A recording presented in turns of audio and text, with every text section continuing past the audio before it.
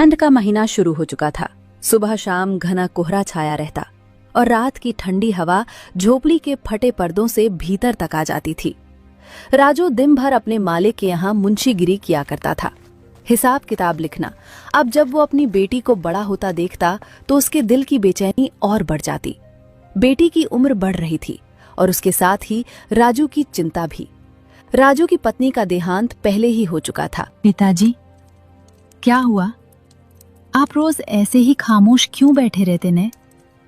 पूरा दिन किसी सोच में डूबे रहते हो। कुछ नहीं बेटी, बस वक्त बहुत तेजी से निकल रहा है।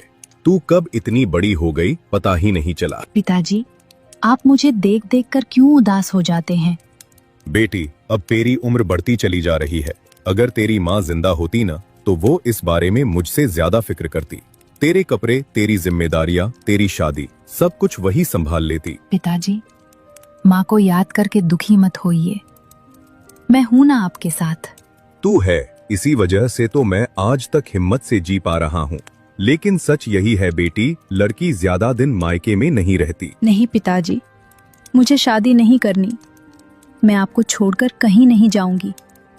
आपके जाने के बाद आपको कौन देखेगा? कौन आपका खाना बनाएगा? कौन आपके लिए पानी भरेगा?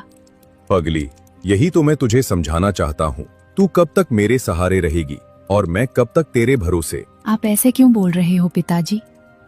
मुझे आप ही चाहिए, बस।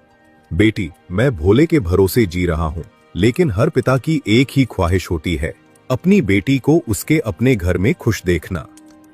अगली सुबह हल्की ठंड के साथ सूरज निकल चुका था। राजू रोज की तरह काम पर पहुंच गया। तभी पास में काम कर रहा एक मजदूर उसे गौर से देखने लगा और बोला, अरे राजू भाई, आज भी बड़े खोए खोए से लग रहे हो। रोज यही हाल रहता है, कोई परेशानी है क्या? नहीं रे, कुछ खास नहीं है। कुछ खास नहीं होता तो आदमी इतना चुप नहीं रहता। दिल का बोझ चेहरे पर दिख ही जाता है। क्या बताऊं भाई, मेरी बेटी की उम्र बढ़ती चली जा रही है। दिन रात बस यही सोचता रहता हूँ, कब तक उसे यूं ही अपने साथ रखूं। तो क्या उसकी शादी की सोच रहे हो? हाँ, सोच तो रहा हूँ। अगर कोई अच्छा शरीफ घर का रिश्ता मिल जाए तो उसकी शादी कर दूं। बस यही चाह है कि वह खुश रहे।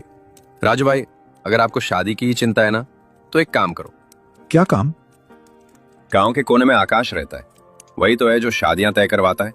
पूरे इलाके में उसी का नाम चलता है। अच्छे बुरे रिश्तों की पूरी जानकारी रहती है उसके पास। अरे वही आकाश, क्या सच में ठीक आदमी है? हाँ भाई, कई घरों की बेटियों की शादी करवा चुका है। हो सकता है तुम्हारी बेटी के लिए भी कोई अच्छा रिश्ता ढूंढ दे। राजू का काम